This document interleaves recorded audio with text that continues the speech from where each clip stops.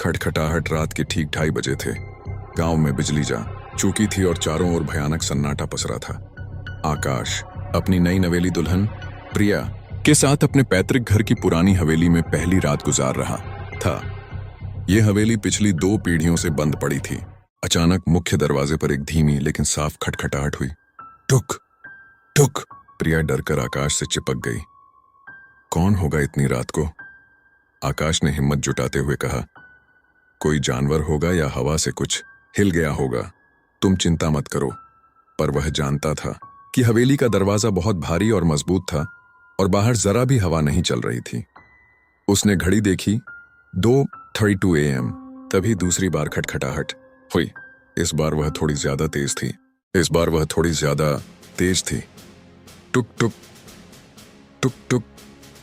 प्रिया फुसफुसाई, मुझे लगता है हमें जवाब नहीं देना चाहिए। आकाश ने धीरे से कहा, हो सकता है कोई मदद के लिए आया हो। उसने चुपके से खिड़की के पास जाकर पर्दे की एक कोर हटाई। बाहर घना अंधेरा था। उसने टॉर्च जलाकर दरवाजे की ओर चमकाई, पर उसे वहां कोई नहीं दिखा। सिर्फ दरवाजे की पुरानी टूटी हुई कड़ी दिखाई दी। जैसे ही आकाश ने टॉर्च बुझाई और वापस मुड़ा, तीसरी बार खटखटाहट हुई। इस बार वह इतनी जोरदार थी कि पूरे घर में उसकी गूंज फैल गई, जैसे किसी ने मुट्ठी से दरवाजा पीटा हो। धड़ाम। लेकिन इस बार खटखटाहट की आवाज दरवाजे से नहीं बल्कि उनके ठीक पीछे वाले कमरे से आई, जो कई सालों से बंद था और उसकी चाबी भी कहीं खो चुकी थी। आकाश और प्रिया दोनों सांस रोके खड़े रहे। उनके दिल जोर जोर से धड़क रहे थे। फिर खटखटाहट बंद हो गई।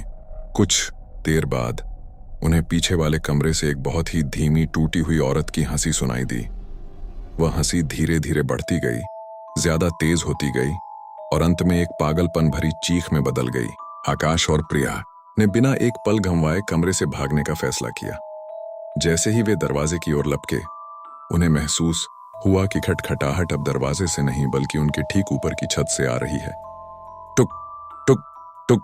और इस बार खटखटाहट उनके सिर के ठीक ऊपर, जैसे कोई छत पर चल रहा हो। उन्होंने डर के मारे चीखना चाहा, पर उनके गले से आवाज नहीं निकली।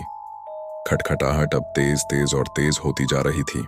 अचानक छत से एक फटा हुआ लाल रंग का कपड़ा उनके चेहरे के सामने गिरा और उसी वक्त चौथी खटखटाहट हुई, जो सबसे भयानक थी। टुक। यह आवाज न दरवाजे से आई, न पीछे के कमरे से, न छत से।